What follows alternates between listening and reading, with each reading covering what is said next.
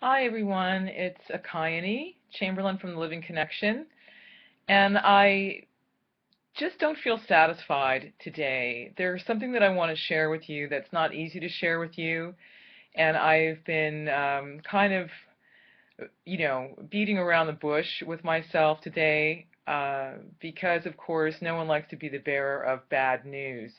But whenever I have something to say that could be disturbing, I always try and offer a positive solution with that because nature is an incredible remediator, healer, supporter of our health.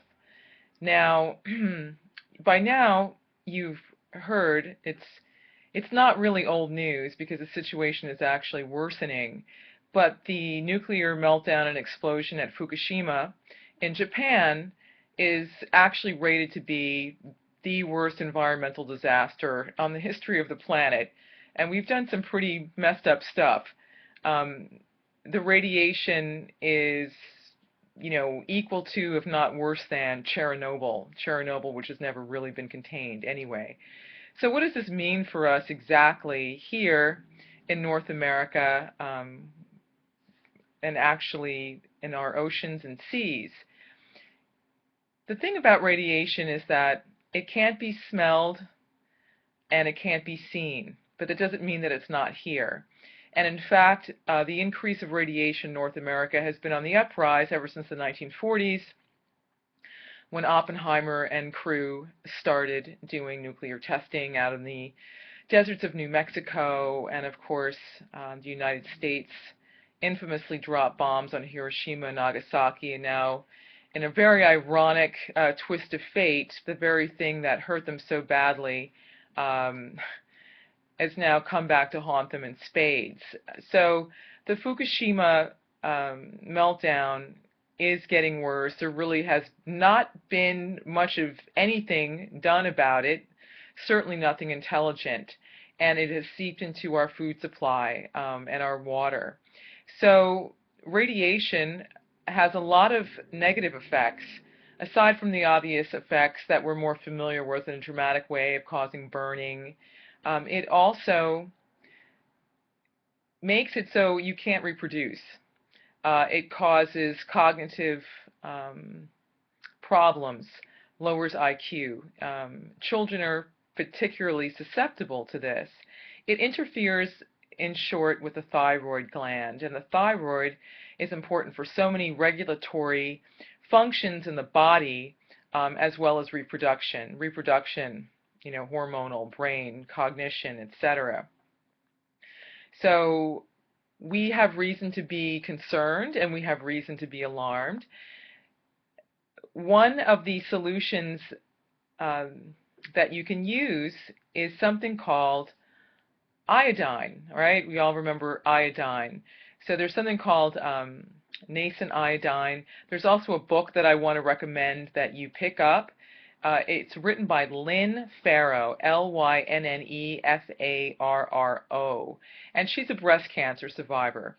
And she did some research to try and find out, how she could really not only recover and survive, but thrive afterwards. And so she realized through her research that iodine that's been removed from almost everything from our diet is actually something really important to support our immune system. What radiation does is that it displaces different vital nutrients that we need in our bodies to be able to fight, ward off different diseases such as cancers, and keep things on the upswing, keep things on the up and up, keep our organs functioning properly. So she gives a protocol in her book on how to make this and how to manufacture this at home.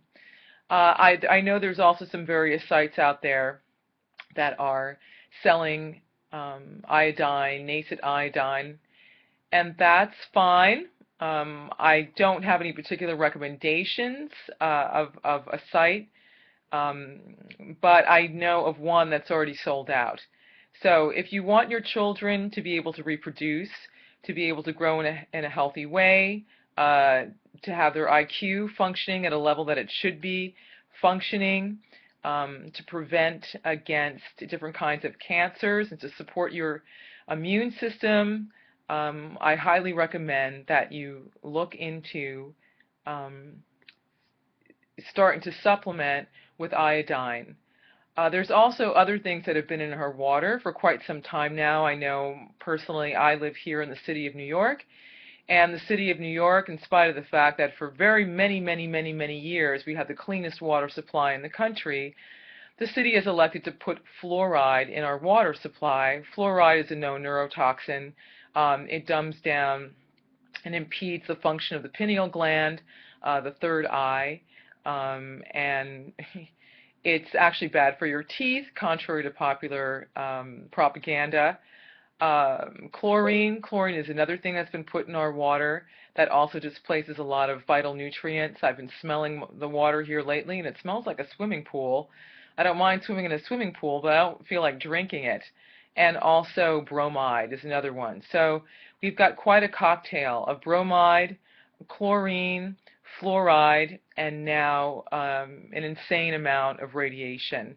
So even though the regulatory bodies that be are upping the limit of safe radioactive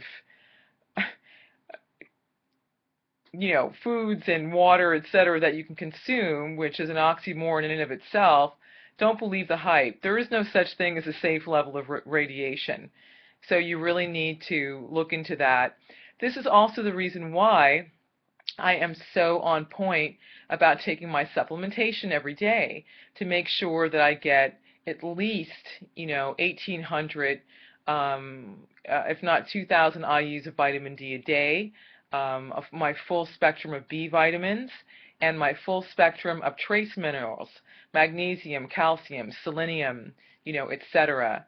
That being said, there is an amount of iodine in the supplements that I use, but it's actually not enough to be effective because the FDA won't allow, at this time, the optimal amount of iodine in supplements. That's my understanding, and that seems very suspect to me. So I hope that you take this to heart.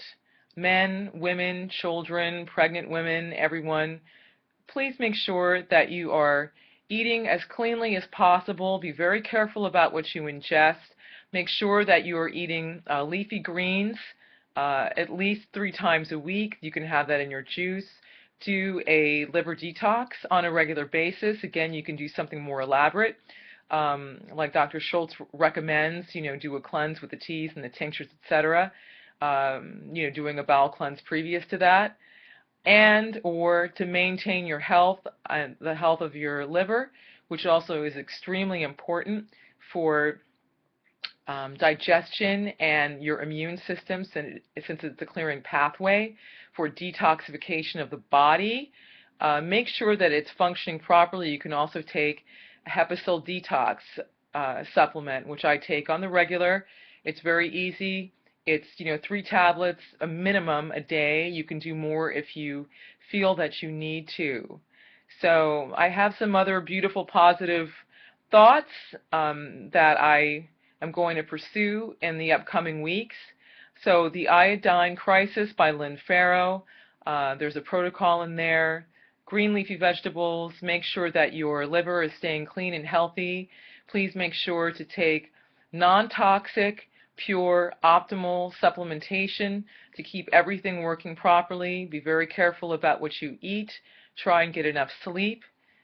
And I'll see you the next time. This is Akini Chamberlain with The Living Connection.